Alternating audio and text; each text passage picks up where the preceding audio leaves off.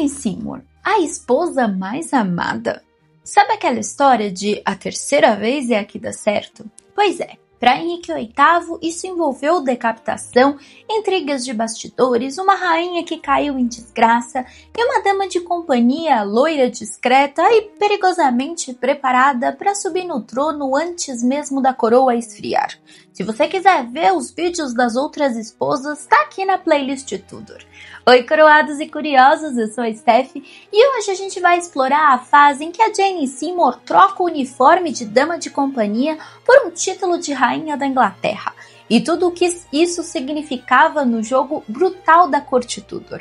Vamos saber como foi o reinado da rainha que não fez escândalo, mas também não era a flor que se cheirasse. Ela entrou muda e saiu canonizada na memória de Henrique. E o mais chocante, sem nem ter sido coroada. Porque se no vídeo anterior a gente conheceu a doce Janezinha lá em Wolf Hall, sua educação modesta e como ela reapareceu na corte em 1535 como dama de companhia da Ana Bolena, é hoje que o chá começa a ferver. Porque, spoiler, aquela carinha de boazinha escondia uma jogadora de xadrez fria, silenciosa e treinada pelos melhores e maiores inimigos da rainha para ocupar o lugar da patroa. E ocupou.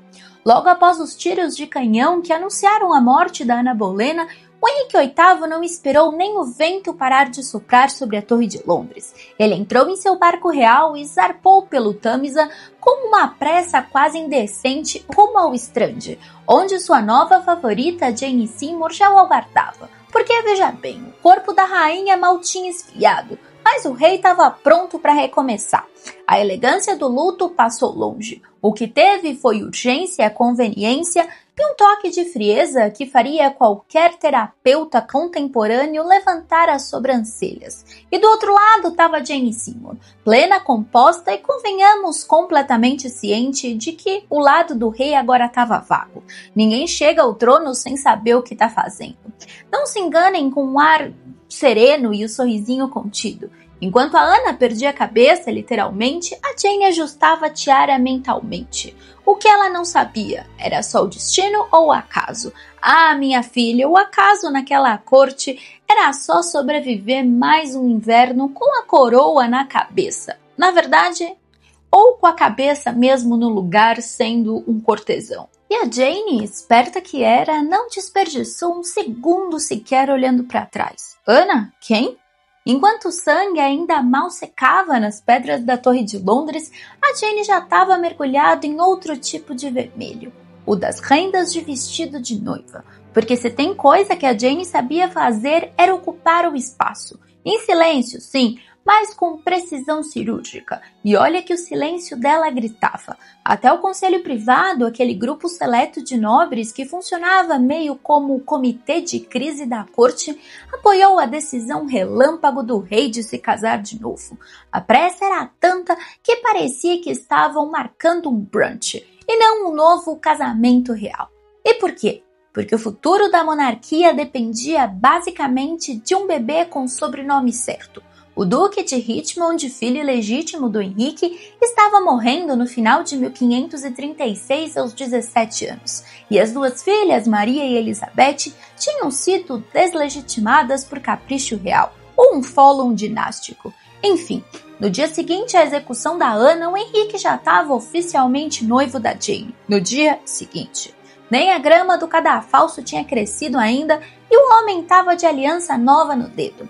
O casamento do Henrique VIII e da Jane Seymour aconteceu menos de 2 semanas depois, discretamente, na pequena capela de Whitehall em 30 de maio. Mas vamos combinar, discrição ali era estratégia, não era luto. Porque quem casa 2 semanas depois de executar a esposa anterior não quer exatamente holofote. A historiadora Agnes Strickland, com uma ironia que a gente aqui no canal respeita profundamente, escreveu que o bolo de casamento já devia estar assando enquanto o sangue ainda circulava quente nas veias da Ana Bolena. E olha, se isso não é definição de frieza estratégica, eu não sei o que é. Já pensou que se fosse hoje o feed de notícias nem teria terminado de noticiar a decapitação da rainha e já surgiria a notificação? Henrique VIII e Jane Seymour estão noivos, atualizaram o status. E para quem acha que a Jane casou por amor e ganhou só uma aliança, senta aí que vem o dote. O Henrique, generoso quando estava apaixonado, ou pelo menos animado com a ideia de um herdeiro, presenteou a Jane com nada menos que 104 propriedades em 4 condados. Isso sem contar áreas de caça, florestas e fontes de renda generosa. Era praticamente um pacote de rainha com benefício vitalício. Mas melhor do que ficar com o Jurandir que não te dá nada, né? Depois da lua de mel, o Henrique VIII e a Jane Seymour se mudaram para Greenwich. E na primeira sexta-feira ali, a Jane já apareceu jantando em público com o rei. E o que os cortesãos viram? Uma mulher recatada, gentil, que sabia se portar. O completo oposto da Ana Bolena. Foi coincidência ou parte do figurino? Porque a Jane sabia exatamente como causar a melhor impressão na plateia mais venenosa da Inglaterra. Aliás, você já tentou agradar seu sogro? Agora imagina ter que agradar uma corte inteira que viu 2 rainhas caírem em desgraça antes de você. Não era só um jantar, era performance. A pergunta que fica é, ela estava apaixonada? Talvez. Mas mais do que isso, ela estava preparada. E isso num casamento Tudor valia mais do que amor. Enquanto Ana Bolena deixava para trás o seu falcão coroado com o lema otimista mais feliz, olha aqui, a Jane inaugurava sua era com uma criatura simbólica, uma fênix coroada. E era uma que vinha com a faixa escrita ligada a obedecer e servir. Você pode ver aqui. A gente nem precisa de legenda, né? A escolha foi tão sutil quanto uma alfinetada em seda. Ela estava ali para renascer das cinzas, deixadas pelo caos anterior, mas acima de tudo mostrar que ela era o oposto da mulher que acabou de perder a cabeça, literalmente. Se a Ana foi ambição, paixão e rebeldia, a Jane seria ordem, silêncio e submissão. E convenhamos, nada disso foi coincidência. Esse lema, esse símbolo, esse figurino cuidadosamente calculado fazia parte de uma encenação quase política, criada pelos Seymours para agradar o rei, a corte e os conservadores que ainda estavam se recuperando do terremoto que tinha sido a reforma religiosa e a decapitação de uma rainha. A Jane era a calmaria fabricada depois da tempestade, o novo padrão de comportamento para uma esposa real. Mas a Jane não parou no slogan. Ela colocou a mão na tesoura do protocolo e costurou uma nova versão da corte. Começou pelas roupas. Ela abandonou os decotes ousados e os vestidos modernos que a Ana tinha popularizado e voltou ao uso do gable hood, aquele tocado tradicional em formato de telhadinho que remete muito à moda de Catarina de Aragão. A Jane também, espertamente e deliberadamente, evitou qualquer envolvimento com disputas religiosas, aquelas inflamadas que marcaram o reinado anterior. Diferente da Ana, que se alinhava com os reformistas protestantes e cujo próprio círculo de influência girava em torno da reforma, a Jane se mostrou mais próxima das tradições católicas. Isso não significa que ela saía empurrando o terço e desafinando Ave Maria pelo corredor. Pelo contrário, ela era discreta, estratégica e evitava confronto aberto. Afinal, seu irmão, Eduardo Seymour, era conhecido por simpatizar com ideias reformistas. Ou seja, o entorno da Jane era muito ambíguo, muito mais que a imagem de santa restauradora. Mesmo assim, a sua estratégia funcionou. A Jane se manteve segura em um reino em ebulição, equilibrando tradição e diplomacia com uma habilidade silenciosa.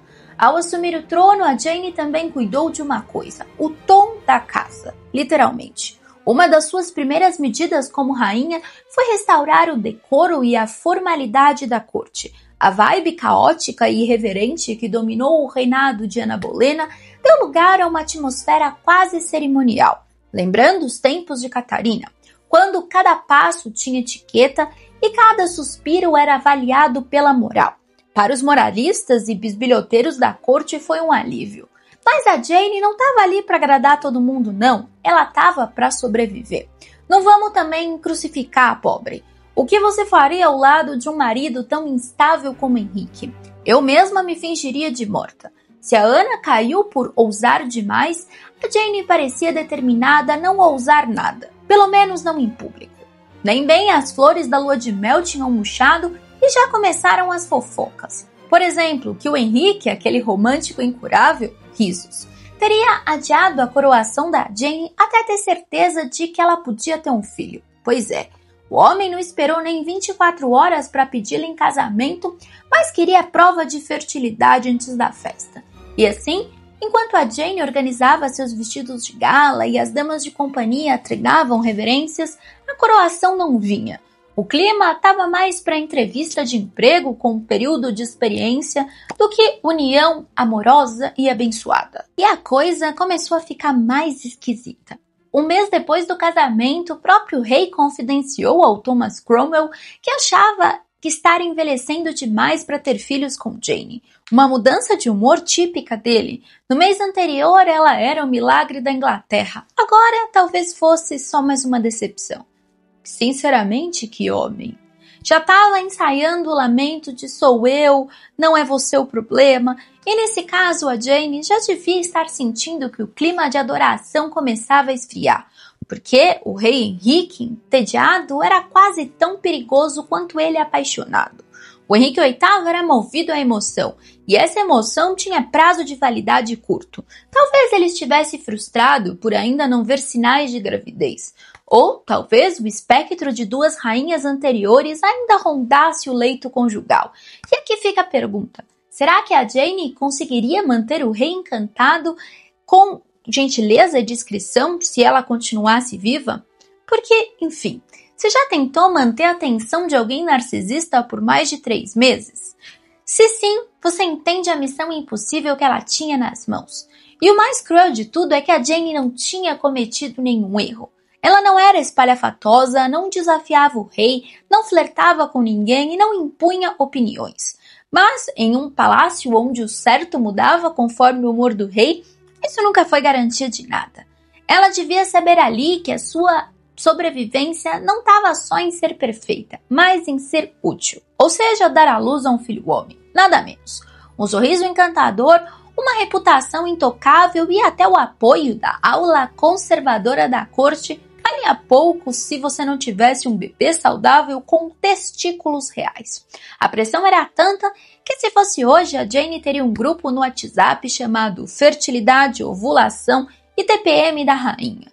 Mas na Inglaterra de 1536, isso se traduzia em uma coisa só: ansiedade silenciosa e preces contidas entre véus e vestidos chiques. Como se isso não fosse drama o suficiente, começaram a circular outros tipos de boatos. Aquele tipo de fofoca de bastidor que a gente nunca consegue provar, mas que sempre sobrevive. Dizem que a Jane teria engravidado logo no início do casamento ou antes dele e sofrido um aborto. Não há fonte confiável que confirme isso, então vamos colocar na categoria história de corredor.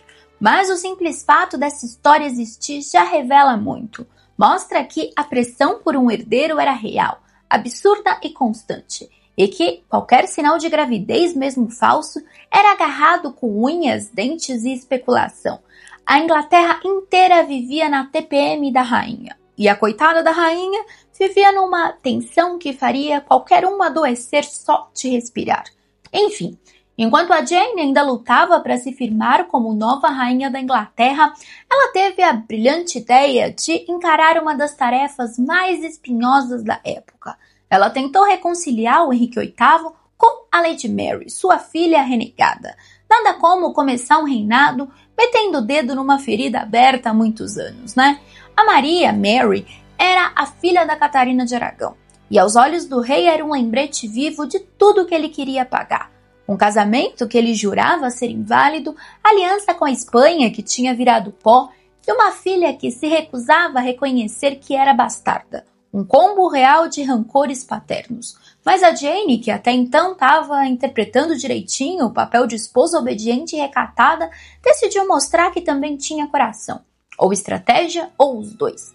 Ela procurou o Eustace Chapuis, o embaixador imperial, aquele que odiava Ana com todas as forças, e agora olhava para Jane como uma esperança quase celestial de estabilidade católica na corte. O Chapuis todo animado, escreveu ao imperador Charles V, dizendo que a nova rainha era gentil, religiosa e faria de tudo para trazer a Mary de volta ao favor do pai. Um pouco otimista demais, talvez. Mas se o império todo estava torcendo por Jane, é porque a expectativa era alta. Numa dessas conversas, a Jane garantiu ao Chapuis que trataria a Maria com a maior bondade e tentaria aproximá-la do rei em qualquer oportunidade. Fofo, né? Mas o Henrique, que tinha radar embutido para detectar qualquer traço de empatia não autorizada, interrompeu a conversa pessoalmente. Com aquele jeitinho doce de quem já descartou uma esposa e executou outra, ele basicamente deu um recado. Política externa não é lugar de mulher, nem se ela fosse a mulher dele.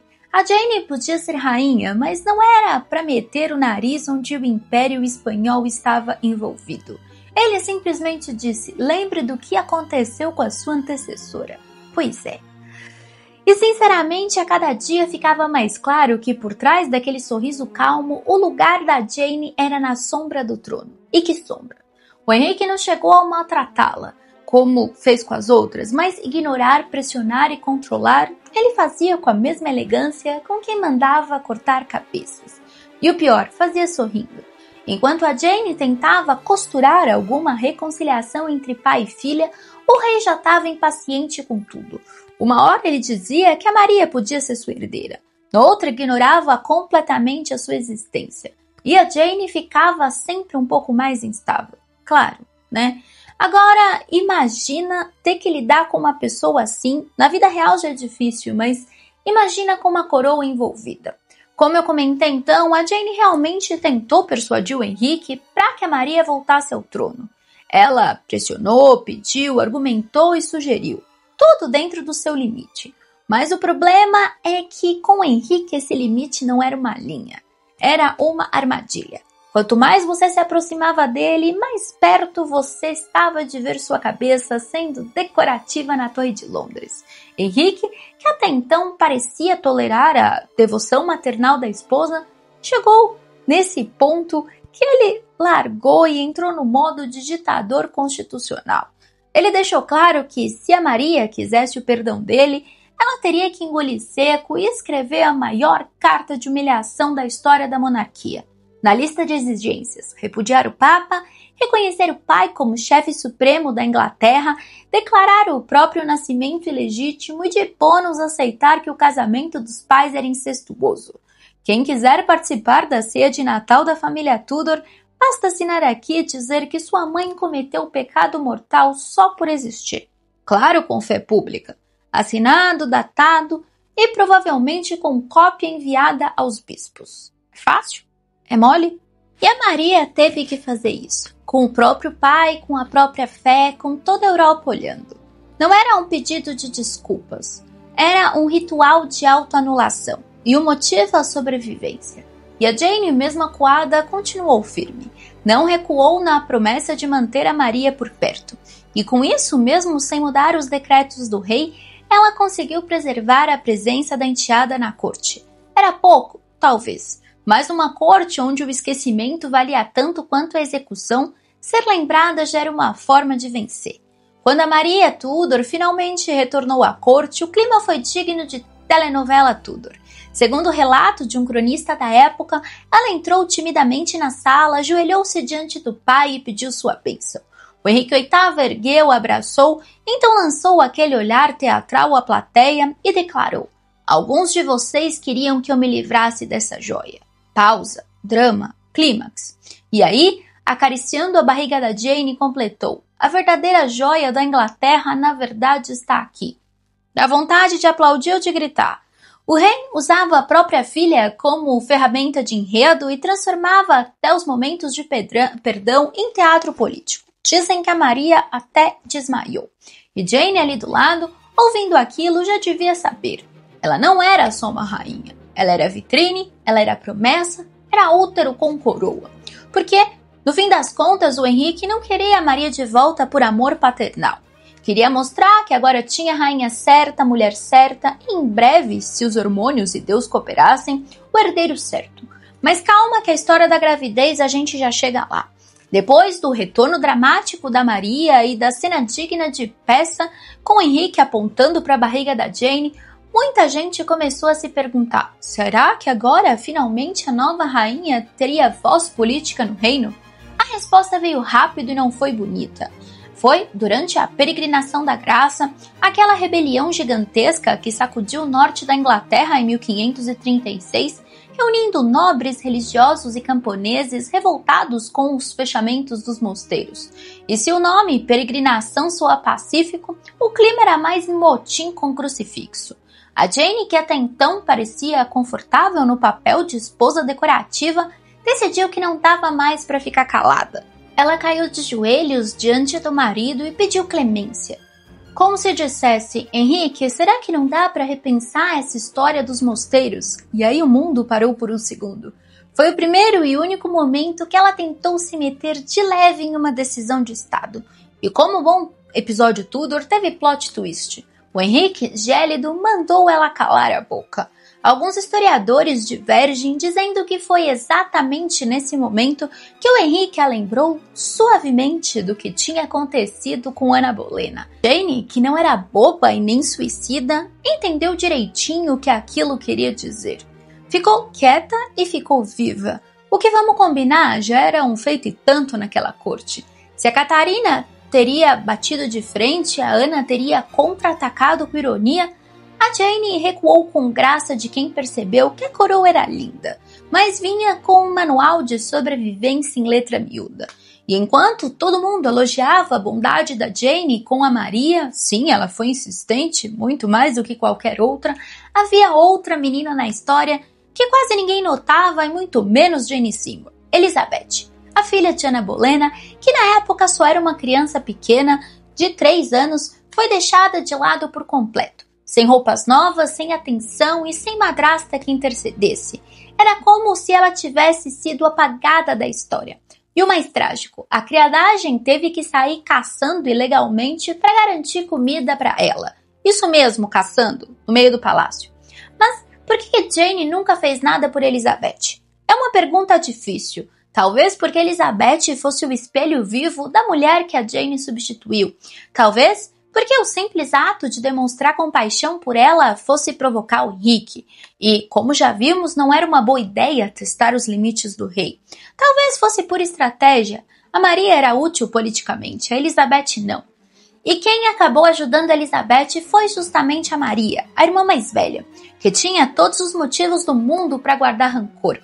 E aqui, pausa dramática. Você já ouviu falar por aí que a Maria virou dama de companhia da Elizabeth?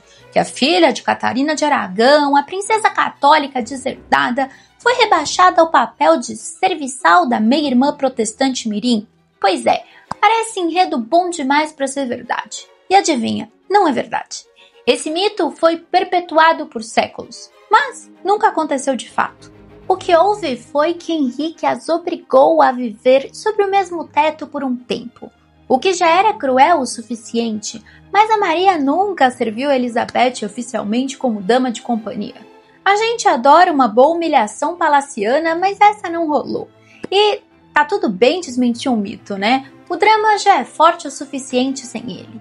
Então sim, a Maria foi quem estendeu a mão para a irmã pequena, e Jane não. A rainha gentil, devota e estrategista ignorou completamente a presença da criança. Isso diz muito. Talvez mais do que qualquer gesto de generosidade com a Maria, porque mostrar empatia por quem te favorece é fácil.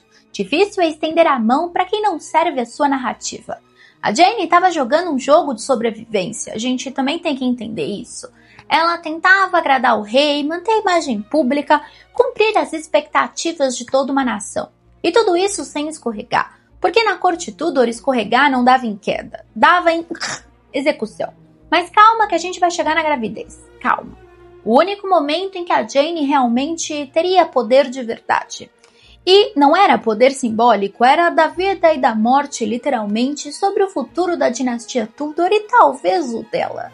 A Jane Seymour, então, engravidou no início de 1537. E por um momento parecia que todos os astros finalmente tinham se alinhado sobre a Inglaterra. A mulher certa, com a virtude certa, a fé certa, o comportamento certo. Agora carregava o que todos queriam um herdeiro. Era como se o universo dissesse: toma aí, Henrique, parabéns pela insistência. E ele acreditou. O rei Henrique entrou em modo pai emocionado Tudor. Cancelou viagem, se fez presente na corte e cercou a Jane com mimos e proteção. Se tivesse celular, ele mandaria mensagem toda hora perguntando: você tá bem? Comeu direito? O bebê chutou? Mas não se engane, não era aquele carinho amoroso, era controle. Ele queria garantir que a Jane não passaria pelos mesmos que as outras. Abortos, natimortos e partos difíceis. E, além de tudo, queria garantir que a criança da vez fosse um menino. Henrique estava de saco cheio de meninas, já tinha 2. E para ele, só um herdeiro homem invalidava um casamento. Imagina o nível de machismo quando até a monarquia depende de gênero biológico para funcionar. Jane Seymour, por sua vez, parecia tranquila. Ou pelo menos fazia parecer. Ela se entregou aos confortos da gestação como quem sabia que agora finalmente tinha o trono garantido. Ou pelo menos suspenso por um cordão umbilical. Seus desejos alimentares viraram assunto no palácio. Ela pedia codornas, muitas. Inclusive codornas que foram importadas da França. E para quem acha que ela estava ali só sendo paparicada, vale lembrar, mais uma vez. A Jane sabia o que estava em jogo. Ela podia controlar o que comia, o que vestia, o que dizia. Mas não podia controlar o parto. E se você não se lembra e não viu meu vídeo sobre parto Tudor, dar à luz era quase como entrar num campo de batalha, só que sem armadura. As mulheres sabiam que a qualquer contração errada a história podia virar tragédia. O Henrique VIII, por sua vez, tratava a gravidez como se fosse vitória garantida. Mandou preparar as celebrações como quem espera a final de Copa do Mundo. 2.000 tiros de canhão, fontes jorrando vinho, coroas extras sendo polidas, e a Jane estava lá ainda grávida, comendo codorna e carregando o peso de um país nas costas, ou melhor, no ventre. E a corte parece que nem respirava, porque se a Jane conseguisse dar ao rei um filho homem, tudo mudaria. Ela deixaria de ser a esposa substituta, por 2 vezes, a rainha silenciosa, a sombra pálida da Catarina e da Ana. Ela viraria a mãe do herdeiro, a única que venceu, a única que entregou o que Henrique tanto queria, a única que seria lembrada por algo que nenhuma outra conseguiu: legitimar finalmente o nome Tudor no masculino. Mas segura aí que o parto ainda vem. E como tudo nesse reinado, nada foi simples. A Jane entrou em confinamento no começo de setembro de 1537. Isso significava que ela seria isolada do mundo, cercada apenas por mulheres selecionadas em um quarto escuro, abafado e cheio de tapeçarias. O tipo de ambiente ideal para parir e morrer ao mesmo tempo. Era o ritual tradicional das rainhas. Se preparar espiritualmente, fisicamente, para o parto como se fosse enfrentar uma provação sagrada, ou um campo de batalha cheio de renda. E a essa altura, a Jane parecia estar indo bem, calmíssima, quase plácida. O tipo de serenidade que quem entende o peso de um país nos ombros e no útero não conseguiria manter. O trabalho de parto começou no dia 9 de outubro. E se você achou que foi rápido e indolor, nananina. A Jane ficou em trabalho de parto por 3 dias inteiros, de dor, exaustão e silêncio. Porque, é claro, gritar ou demonstrar sofrimento não é bem visto. Enquanto isso, o Henrique, na outra ala do palácio, mandava preparar uma comemoração épica. As fogueiras, as fontes de vinho, os tiros de canhão, salvas cerimoniais, orações em todas as igrejas, distribuição de comida gratuita. Era o equivalente tudo a um super evento do Instagram. Hashtag vem aí o herdeiro. E ele veio. No dia 12 de outubro de 1537, às 2 da manhã, nascia Eduardo VI. Saudável, com tudo em ordem entre as perninhas, o que, para Henrique, era o único detalhe que importava. A cidade explodiu em festa. O povo estava brindando nas ruas. O Henrique cavalgou direto para ver o filho e garantir que sua esposa ainda estava viva, por enquanto. Ele já tinha o nome escolhido, Eduardo. Ele concedeu o título de Duque da Cornualha antes do menino dar o primeiro arroto. Gente, Cornualha para mim me lembra corno. Mas enfim. Mas enquanto a Inglaterra toda dançava de alegria, a Jane estava fraca, silenciosa. O parto tinha sido longo, drenante, e o estado dela já estava deixando as pessoas preocupadas. Mas, como ninguém queria estragar o clima, fingiu-se que estava tudo sob controle. Afinal, ela tinha cumprido a missão. O filho homem estava aí. Viva ou não, a Jane já era a rainha mais bem-sucedida da dinastia. Simples assim. Aí teve a cerimônia de batismo do Eduardo VI no dia 15 de outubro.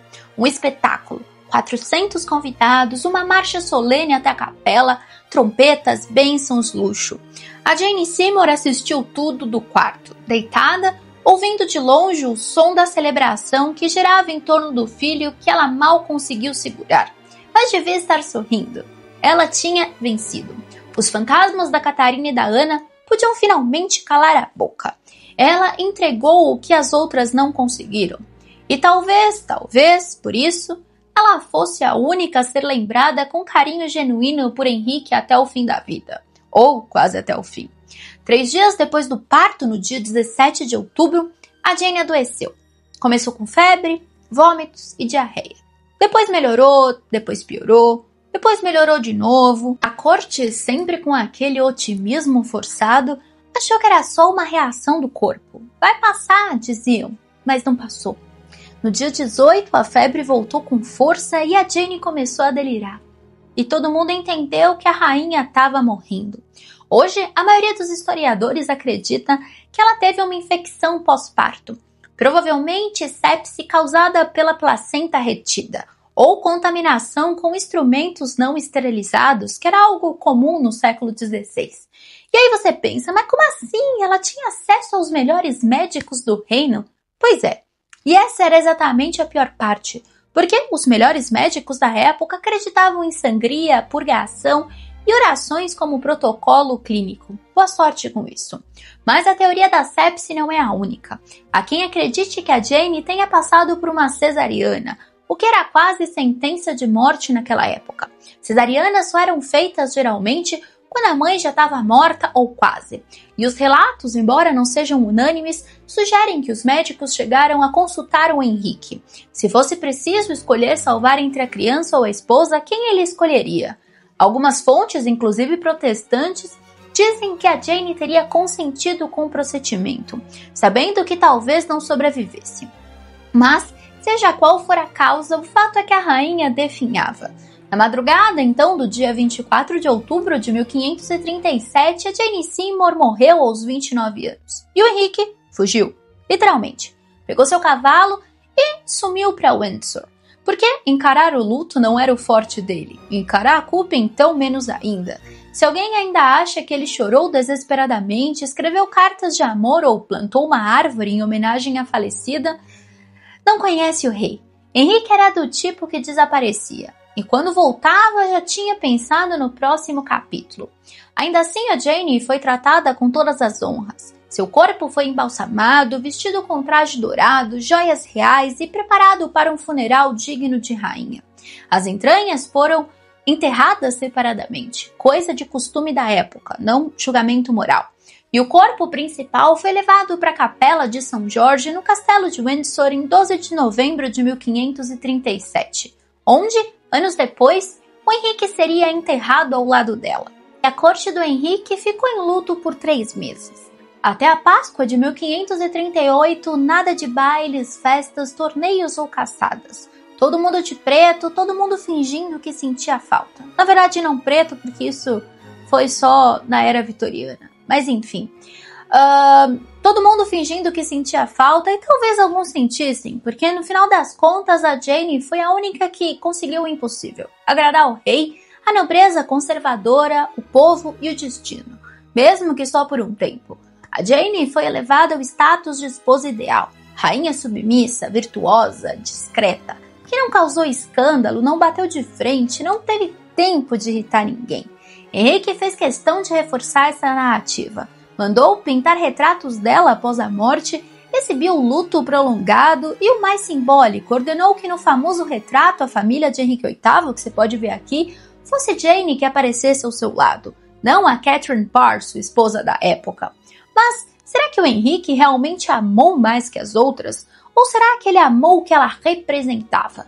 Jane não viveu o suficiente para contradizê-lo, discordar, envelhecer ou, Deus me livre, perder o encanto. O amor de Henrique por Jane foi o amor de um homem que finalmente conseguiu o que queria e não teve que lidar com as consequências. A verdade é que se ela tivesse vivido mais, dado mais filhos ou não, talvez ela acabasse como as outras. A imagem de Jane como santa e mártire da maternidade Tudor colou de verdade com força, porque ela morreu no auge, como, por exemplo, Marilyn Monroe. Ela foi eternizada não por quem ela era, mas por quando saiu de cena. E o mais irônico, mesmo que ela nunca tenha sido coroada, ela foi a única a ser enterrada ao lado do rei, a única a permanecer. E talvez esse seja o maior legado da Jane Seymour, ter vencido o jogo Tudor por WO. Ela jogou pouco, falou menos ainda, mas saiu como campeã, pelo simples fato de não estar por perto quando as coisas desandassem. Morreu rainha, foi lembrada como santa e viveu o suficiente para cumprir o papel, e não para quebrar a fantasia. Então, no fim das contas, o que a Jane Seymour nos ensina? Que na corte de Henrique VIII, sobreviver não era sinônimo de vitória. Às vezes, morrer na hora certa era a única forma de sair com dignidade. E não dá para não se perguntar, se a Jane tivesse vivido, ela teria continuado sendo a favorita? Ou teria virado apenas mais uma na lista de mulheres que Henrique VIII amou até se cansar? O que você acha? Que a Jane foi uma rainha silenciosa e estrategista ou apenas uma peça no xadrez do rei? Teria ela virado o jogo se tivesse vivido mais? Ou a história dela só funciona porque terminou antes da tragédia começar? E eu espero que você tenha gostado do vídeo, e se você ainda não se inscreveu no canal, essa é sua deixa. Aqui o cafezinho nunca esfria e as intrigas da história são sempre servidas quentinhas para você. Temos vídeos novos todos os dias, às 8 horas da noite. Um beijo e eu te vejo amanhã para mais um Steph Flix.